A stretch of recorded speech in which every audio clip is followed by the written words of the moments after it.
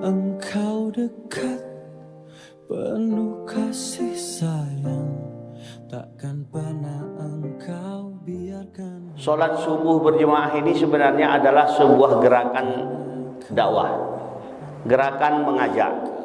Mengajak kemana? Mengajak kepada keketakwaan. Kita perlu melakukan itu semua, karena pada dasarnya kita ini semua memiliki tanggung jawab untuk mendakwahkan apa yang Allah perintahkan, meskipun dalam porsi yang berbeda-beda. Kalau ustadz, dakwahnya adalah dalam bentuk tausiah-tausiah yang disampaikan. Kalau dia tokoh, dia pejabat, dia melalui kehadiran. Sebagai contoh, katakanlah saya hari ini Allah berikan kesempatan menjabat sebagai wakil gubernur. Ketokohan saya ini suatu saat juga akan Allah tanya, Allah akan minta pertanggungjawabannya. Dipergunakan untuk apa ketokohan ini? Oleh karena itulah kehadiran saya di masjid ini juga saya harapkan menjadi sebuah amal yang nantinya ketika Allah tanya, saya bisa mempertanggungjawabkan itu. Memang tidak mudah. Mengajak ini bukan mudah. Bahkan Nabi saja pun ada yang berdakwah puluhan tahun, jemaahnya tidak lebih dari puluhan orang. Makanya saya sering mengatakan kepada rekan-rekan yang tergabung di dalam gerakan sholat subuh berjemaah ini, sholat subuh itu merupakan amal kesetiaan. Amal kesetiaan kita kepada Sang Pencipta. Bagaimana kita melakukan sesuatu ibadah di subuh hari yang memang itu sangat berat.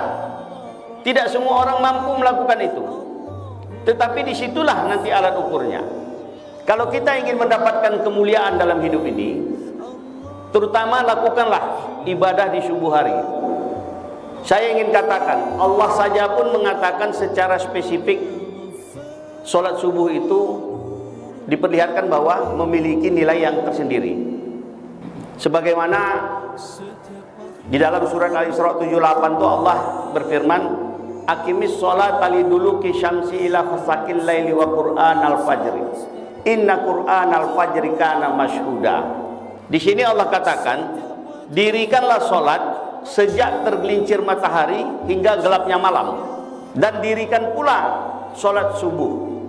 Sungguh kata Allah, sholat subuh itu disaksikan para malaikat.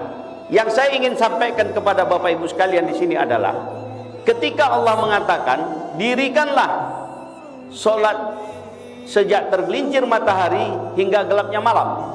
Tergelincir matahari itu kapan? Zuhur. Gelapnya malam itu kapan? Setelah Isya. Artinya di sini ada 4 sholat: zuhur, asar, maghrib, Isya. Itu Allah katakan sekaligus. Jadi kalau saya mengatakan menyampaikan sambutan Bapak Ibu sekalian, artinya semua sekaligus. Tetapi beda dengan sholat subuh, dirikan juga sholat subuh kata Allah tersendiri. Artinya berbeda dengan yang 4 ini. Sama halnya ketika saya katakan yang saya hormati ketua masjid, artinya ketua masjid itu tersendiri. Kemudian saya sampaikan yang juga saya hormati para jemaah sekalian, menjadi satu. Di sini Allah katakan jelas, dirikanlah sholat sejak tergelincir matahari hingga gelapnya malam. Artinya di situ ada sholat zuhur, sholat asar, sholat maghrib, sholat isya.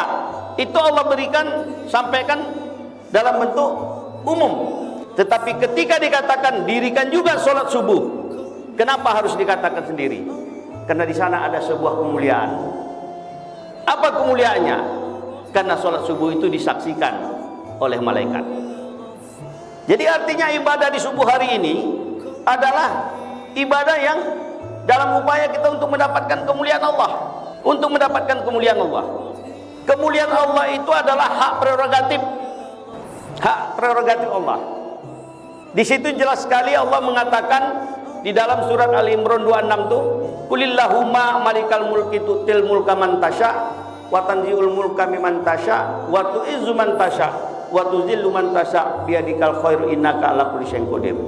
Katakanlah Muhammad, kata Allah, engkaulah pemilik kekuasaan. Engkau berikan kekuasaan itu kepada siapapun yang kau kehendaki. Engkau cabut kekuasaan itu dari siapapun yang kau kehendaki. Engkau muliakan siapapun yang kau kehendaki, dan engkau hinakan kepada siapapun yang kau kehendaki. Sungguh di tanganmu lah segala kebajikan, dan engkaulah pemilik kekuasaan. Artinya kemuliaan itu hak prerogatif Allah. Allah itu mau memberikan kepada siapapun, ya itu hak prerogatif Allah. Mau Allah hinakan orang itu, ya hak prerogatif Allah. Tetapi Allah memberikan satu rambu-rambu itu di dalam penggalan surat Al-Hujurat 13 itu. Allah katakan, inna akramakum indallahi atqakum. Sesungguhnya orang yang paling mulia di sisi Allah adalah orang yang paling takwa.